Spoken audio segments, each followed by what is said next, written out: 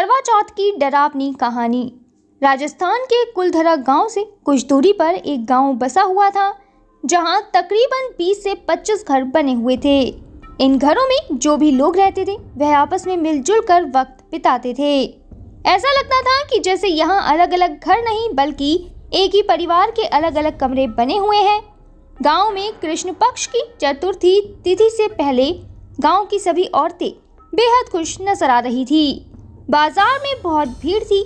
चारों तरफ औरतें अपने साज श्रृंगार का सामान खरीद रही थी।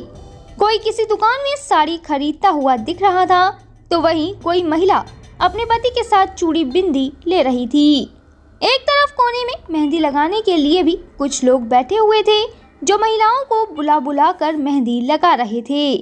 दरअसल यह दिन करवा चौथ से पहले का एक दिन था, जहां सभी औरतें व्रत से पहले की तैयारी करने में जुटी हुई थी।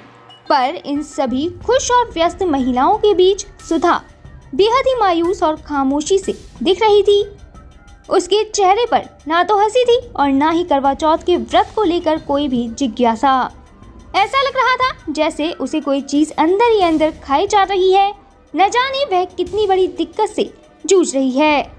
सुधा की शादी अभी 3 महीने पहले ही हुई थी। उसने अपनी पसंद के लड़के से गांव में शादी की थी।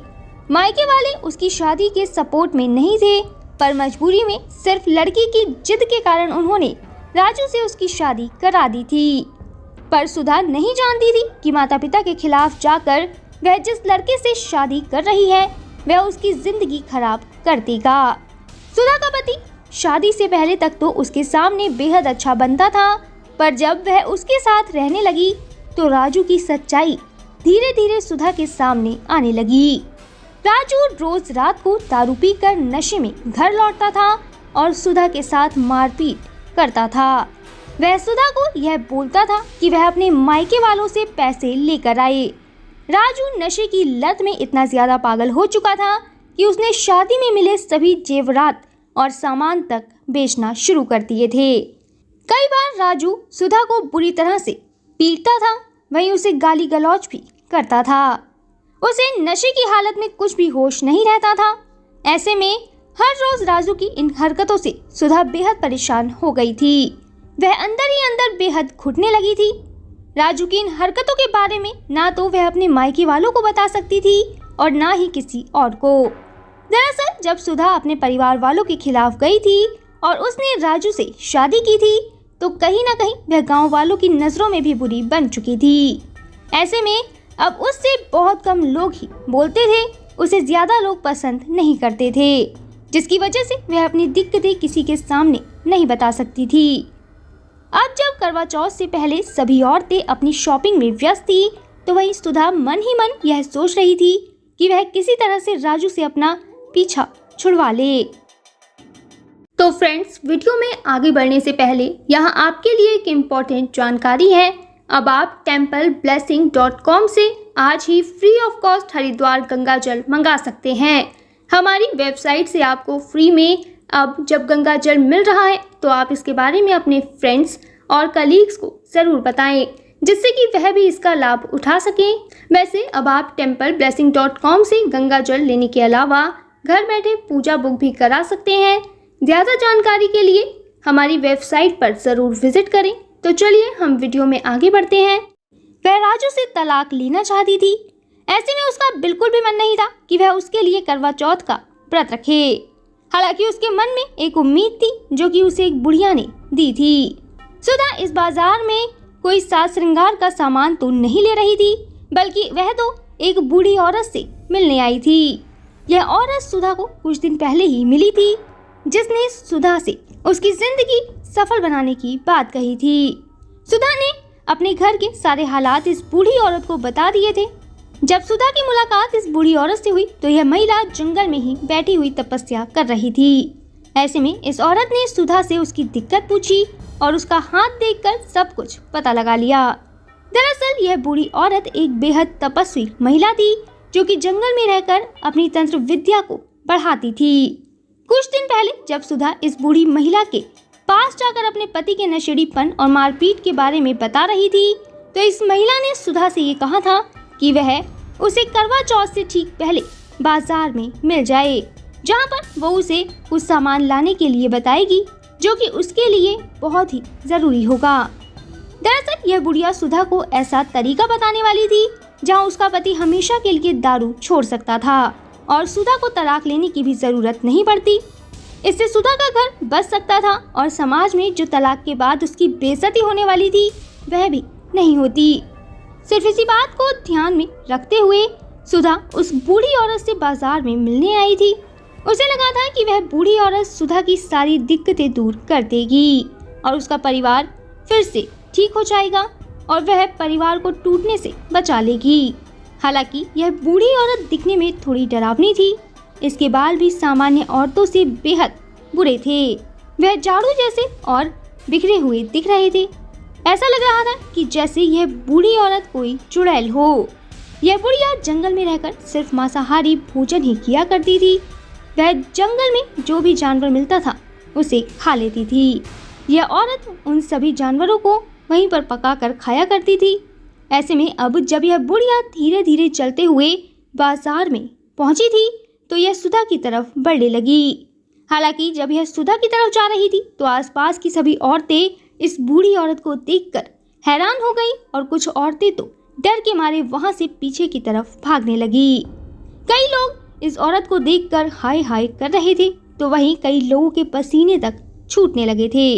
हालांकि इस औरत के इंतजार में सुधा वहीं पर खड़ी हुई थी और जब वह औरत उसके सामने आई तो सुधा के चेहरे पर हल्की सी मुस्कुराहट और उम्मीद जाग गई।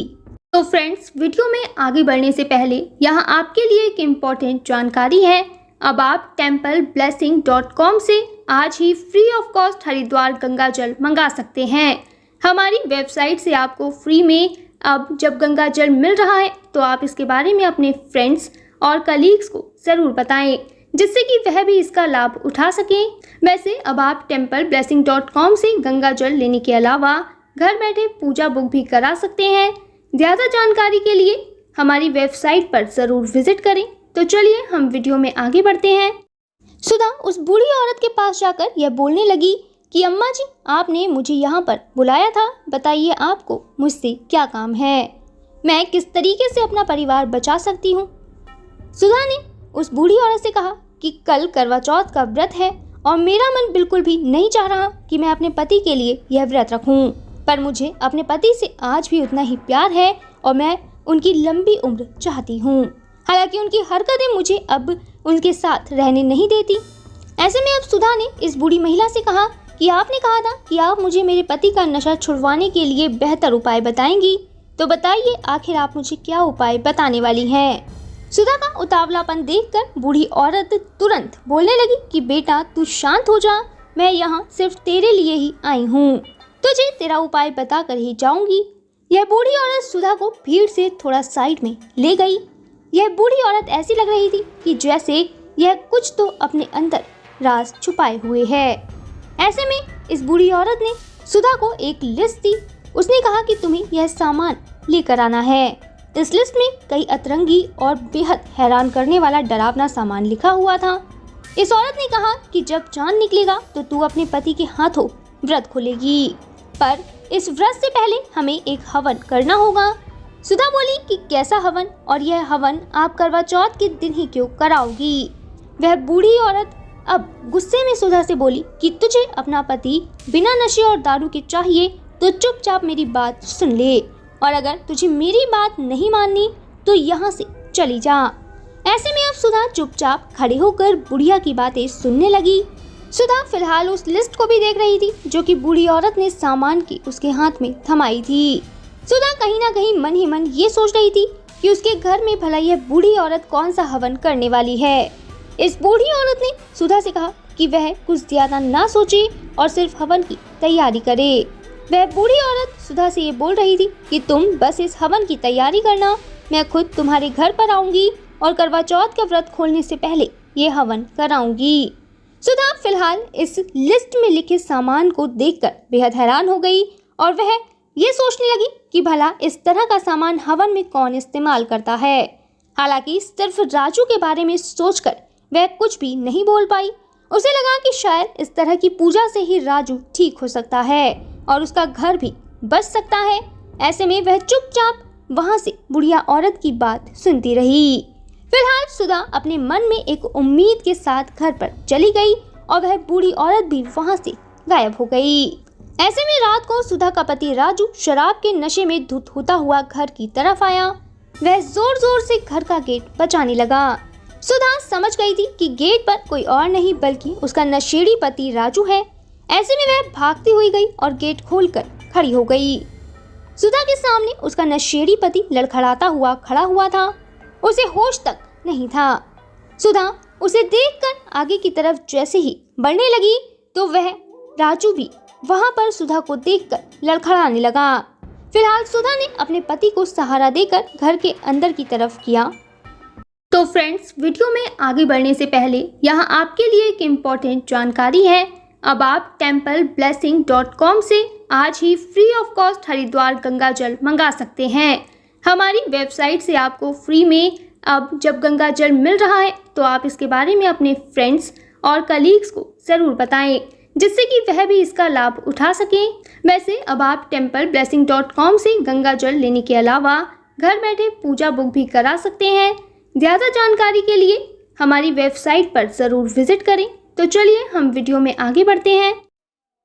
उसने बेड पर अपने पति को लेटा दिया। उसका पति दारू के नशे में इतना धुत था कि वह पानी तक उठकर नहीं पी सकता था। उसने सुधा से पानी मांगा। सुधा ने जैसे ही अपने पति को पानी का गिलास दिया तो उसका पति उस पानी के गिलास को नहीं पकड़ पाया। उसके हाथ तक कांप रहे थे। वह नशे में पूरी तरह बेहोश था। ऐसे में यह गिलास राजू के हाथों से नीचे गिर गया और सारा पानी फर्श पर बिखर गया। फिलहाल जैसे ही यह गिलास नीचे गिरा तो सुधा के पति ने गुस्से में उसको ये कहा कि तुम अंधी हो गई हो क्या तुम्हारे हाथों में अब इतनी भी जान नहीं रही कि तुम एक गिलास तक मुझे सही से पकड़ा दो। सुधा ने अपने पति की इस बात का कोई भी जवाब नहीं दिया। वह पीछे की तरफ चलने लगी। ऐसे में राजू ने गुस्से से वहां पास में पड़ा डब्बा उठाकर सुधा की तरफ फेंक दिया। यह डब्बा सुधा के सर पर जाकर लग गया। इसके बाद से उसके सर से खून बहने लगा। हालांकि उसका पति नशे में इतना धुत था कि उसे कोई भी होश नहीं रहा और वह वहां पर पड़ा का पड़ा ही सो गया। वहीं सुधा चुपचाप दर्द सहती रही और जमीन पर ही सो गई। ऐसे में फिलहाल सुधा बेहद परेशान थी और उसने रात में कुछ भी नहीं खाया था। फिलहाल दिन बीता और सुबह का सूरज चमकने लगा। सुधा फटाफट उठकर अपने पति के लिए खाना तैयार करने लगी। आज सुधा का करवा चौथ का व्रत था। ऐसे में वह नई साड़ी पहनकर सारा काम कर रही थी। उसका पति जब नहा धोकर ऑफिस जाने के लिए तैयार हो गया तो सुधा ने अपने पति को नाश्ता कराया और ऑफिस ले जाने के लिए उसका लंच भी पैक कर दिया। जब सुधा का पति ऑफिस के लिए बाहर जा रहा था तो ऐसे में उसने अपने पति से कहा कि आप शाम को जल्दी घर आ जाना। मैंने आपके लिए करवा चौथ का व्रत रखा है और व्रत खोलने से पहले एक छोटा सा हवन भी कराया है, जहां पर हम दोनों को एक साथ बैठना बहुत जरूरी है। यह सुनकर सुधा का पति पहले तो हैरान रह गया। वह कहने लगा कि यह हवन भवन करने की क्या जरूरत थी, भला इन सब चीजों में समय कौन बर्बाद करता है। सुधा ने अपने पति को बेहद ही शांति से जवाब दिया और कहा कि कोई बात नहीं, कभी कभार यह सब कुछ भी अच्छा रहता है और फिर यह हवन सिर्फ आपकी अच्छाई के लिए ही रखा गया है। ऐसे में अब सुधा का पति ऑफिस के लिए चला गया। पूरा दिन गुजरा। सुधा ने घर के कामों में ही अपना पूरा दिन लगा दिया। अब रात को चांद निकलने वाला ही था कि सुधा 16 श्रृंगार करके करवा चौथ के व्रत को खोलने के लिए तैयार हो चुकी थी। वहीं उसके घर पर बूढ़ी औरत भी आ गई थी, जिसने उससे कुछ सामान मंगवाया था। यह बूढ़ी औरत जैसे ही सुधा के घर पर आई तो उसने कहा कि उसे छत पर ही अपना हवन करना होगा, क्योंकि वहां से चांद साफ दिखता है। जिस वक्त यह बूढ़ी औरत सुधा के घर पर आई थी तो वहां पर उस बूढ़ी औरत को एक व्यक्ति ने देख लिया था। यह व्यक्ति इस औरत को देखकर बेहद हैरान रह गया। उसकी आंखें फटी की फटी रह गई थी। वह बेहद परेशान सा भी लगने लगा था और उसके पसीने भी छूट रहे थे। पहले तो यह आदमी सामान्य था, पर इस बूढ़ी औरत को देखकर उसके हाव भाव बिल्कुल बदल चुके थे। फिलहाल यह औरत सुधा की छत पर जाकर अपना हवन करने लगी। वह औरत अपना सारा सामान लेकर बैठ गई थी। हालांकि जिस व्यक्ति ने उस बूढ़ी औरत को देखकर अपना रंग बदल लिया था, वह अभी भी सुधा के घर के बाहर ही खड़ा हुआ था। वहीं दूसरी तरफ सुधा ने उस बूढ़ी औरत को सारा सामान दे दिया जो कि उसने मंगाया था। इस औरत ने सुधा से शमशान की राख, जानवर का खून जैसे कई तांत्रिक चीजें मंगाई थी। कहीं न कहीं यह औरत सुधा के परिवार में एक तांत्रिक पूजा करने वाली थी, क्योंकि यह सभी चीजें तांत्रिक विद्या के लिए ही इस्तेमाल की जाती हैं। ऐसे में फिलहाल सुधा ये तो समझ गई थी कि यह कोई आम पूजा नहीं है। इस सामान को जब सुधा उस बूढ़ी औरत को दे रही थी, तब उसने यूं ही पूछ लिया कि अम्मा, यह सारा सामान तो तंत्र विद्या के लिए इस्तेमाल होता है, हम भला इसका यहाँ पर क्या करेंगे। फिलहाल यह बूढ़ी औरत सुधा को बेहद बुरी तरीके से घूरने लगी और कहने लगी कि तुम्हें अपना पति सही सलामत और स्वस्थ चाहिए तो चुप करके वहीं पर जो मैं कहती हूँ वो करती रहो। ऐसे में फिलहाल बूढ़ी औरत की ये बात सुनकर फिर सुधा चुप हो गई। वहीं नीचे सुधा का पति भी आ चुका था। उसने देखा कि सुधा एक बूढ़ी औरत के साथ छत पर पहुंची हुई है। फिलहाल सुधा का पति छत पर ही आ गया और उसने इस हवन को देखकर कहा कि सुधा, ये बूढ़ी औरत हमारे घर पर क्या कर रही है। तो फ्रेंड्स, वीडियो में आगे बढ़ने से पहले यहाँ आपके लिए एक इम्पोर्टेंट जानकारी है। अब आप templeblessing.com से आज ही free of cost Haridwar Ganga जल मंगा सकते हैं। हमारी वेबसाइट से आपको फ्री में अब जब गंगा जल मिल रहा है तो आप इसके बारे में अपने फ्रेंड्स और कलीग्स को ज़रूर बताएं, जिससे कि वह भी इसका लाभ उठा सकें। वैसे अब आप templeblessing.com से गंगा जल लेने के अलावा घर बैठे पूजा बुक भी करा सकते हैं। ज़्यादा जानकारी के लिए हमारी वेबसाइट पर ज़रूर विजिट करें। तो चलिए हम वीडियो में आगे बढ़ते हैं। वह इस बूढ़ी औरत को देखकर बिल्कुल भी खुश नहीं था और वो सुधा से ये बोलने लगा कि ये उल्टा सीधा सामान तुमने क्यों मंगवाया है और क्यों तुम इस तरह का हवन करवा रही हो। हालांकि सुधा ने जैसे तैसे राजू को समझाया और कहा कि हम यहाँ पर पूजा में बैठ जाते हैं, क्योंकि ये सब कुछ हमारी भलाई के लिए ही हो रहा है। ऐसे में फिलहाल दोनों पति पत्नी इस पूजा में बैठ गए। अब यह बूढ़ी औरत अपनी तंत्र विद्या के जरिए बेहद ही भयानक हवन करने लगी थी। इसके बारे में ना तो राजू को पता था और ना ही सुधा को। जैसे ही यह हवन के अंदर एक आकृति बनने लगी तो ऐसे में सुधा का पति राजू अपने आप ही धीरे धीरे कमजोर हो रहा था। वहीं सुधा फिलहाल ये देखकर बेहद घबरा भी रही थी, पर उसे बस यही समझ आ रहा था कि इससे उसका पति ठीक हो जाएगा। इस हवन की आवाज से अब वह बूढ़ा व्यक्ति बिल्कुल सतर्क हो गया। दरअसल जो बूढ़ा व्यक्ति नीचे खड़ा था उसके पास इस हवन की आवाज जा रही थी। अब हवन के धुएं को देखकर वह व्यक्ति बेहद परेशान हो गया और दौड़ता हुआ सुधा की घर की छत पर आ पहुंचा। उसने देखा कि यहाँ पर बूढ़ी औरत बैठकर हवन कर रही है। वहीं सुधा और राजू हवन में बैठे हैं। वह आदमी राजू को कमजोर होता देख समझ गया था कि यह हवन इस परिवार की भलाई के लिए नहीं बल्कि राजू को नुकसान पहुंचाने के लिए है। ऐसे में इस बूढ़े व्यक्ति ने पानी के माध्यम से इस हवन को भंग कर दिया। वह बूढ़ी औरत जब हवन कर रही थी और एक आकृति बन रही थी तो इस आदमी ने फटाफट पास में रखे पानी को इस हवन में डाल दिया, जिससे कि वह आकृति पूरी तरह से भस्म हो गई। यह आदमी फिलहाल इतना ज्यादा गुस्से में था कि वह बूढ़ी औरत को मार भी सकता था।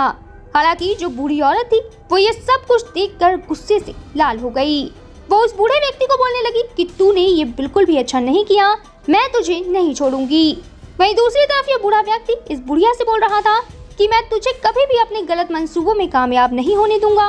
उस आदमी ने सुधा को कहा कि तुम इस बुढ़िया को क्यों लेकर आई हो, यह तुम्हारा घर बर्बाद कर देगी और तुम्हारे पति की आत्मा को अपने वश में कर लेगी। सुधा फिलहाल यह सुनकर बेहद परेशान हो गई। वह कहने लगी कि यह तो राजू का नशा छुड़वाने के लिए पूजा कर रही थी।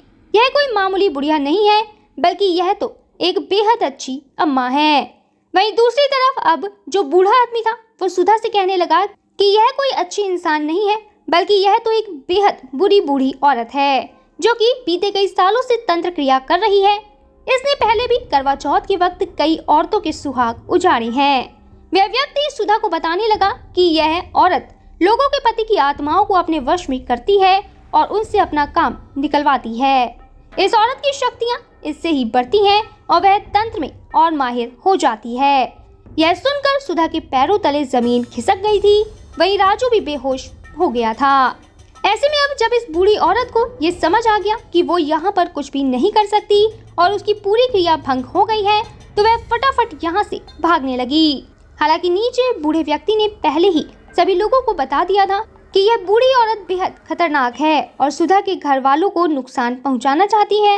ऐसे में सब के सब फिलहाल नीचे ही इस बूढ़ी औरत का इंतजार कर रहे थे और जैसे ही यह बुढ़िया नीचे गई तो उन्होंने इसे पुलिस के हवाले कर दिया। वहीं दूसरी तरफ जो सुधा थी वह अपने पति को बेहोश देख परेशान हो गई। उसने पानी डालने के बाद अपने पति को होश में लाया। जैसे ही उसका पति होश में आया और उसने सारी चीजों को समझा और सच के बारे में उसे पता लगा तो वह भी अपने कर्मों पर परेशान हो गया। उसे पहले तो बहुत बड़ा झटका लगा, पर उसे कहीं न कहीं इस बात का दुख हुआ कि वह सुधा को दारू के नशे में इतना परेशान करता था कि वह तंत्र क्रियाओं और ढोंगी साधुओं की बातों में आने लगी। ऐसे में अब राजू ने अपनी पत्नी से कहा कि मैं अब कभी भी नशा नहीं करूंगा और तुम्हें कभी परेशान नहीं करूंगा। राजू ने सुधा से कहा कि मुझे माफ कर दो, अब मैं कभी भी दारू को हाथ नहीं लगाऊंगा। ऐसे में सुधा ने अपने पति को कहा कि कोई बात नहीं, मेरा मकसद सिर्फ आपका नशा छुड़वाना था, अब आपने जब खुद ही छोड़ दिया तो चलिए मैं अपना व्रत खोल लेती हूँ। ऐसे में सुधा ने अपना व्रत खोल लिया और अपने पति का पैर छूकर उसका आशीर्वाद लिया। फिलहाल राजू ने दारू छोड़ दी थी। ऐसे में सुधा और राजू एक साथ मिलजुल कर हंसी खुशी रहने लगे। तो यहाँ वीडियो खत्म होने से पहले मैं आपको बता दूं कि अगर आप अपने परिवार की सुख, समृद्धि और अच्छे स्वास्थ्य के लिए भारत के किसी भी मंदिर में पूजा कराना चाहते हैं या फिर आपका अयोध्या, रामलला, हरिद्वार, जैन तीर्थ महावीर जी जाना नहीं हो पा रहा तो आप रामलला, अयोध्या, हरिद्वार, महावीर जी में घर बैठे templeblessing.com से पूजा बुक कराकर भगवान का आशीर्वाद ले सकते हैं। इसके अलावा अगर आप पंडित भोज और गौ सेवा कराना चाहते हैं तो वो भी templeblessing.com पर उपलब्ध है। ज़्यादा जानकारी के लिए कमेंट में दिए गए लिंक पर क्लिक करें और घर बैठे पाएं भगवान का आशीर्वाद। हमारा यह वीडियो अंत तक देखने के लिए आपका धन्यवाद। फिर मिलेंगे आपसे किसी नए टॉपिक के साथ, तब तक जुड़े रहें हमारे चैनल के साथ। आपको यह वीडियो कैसा लगा कमेंट में ज़रूर बताएं।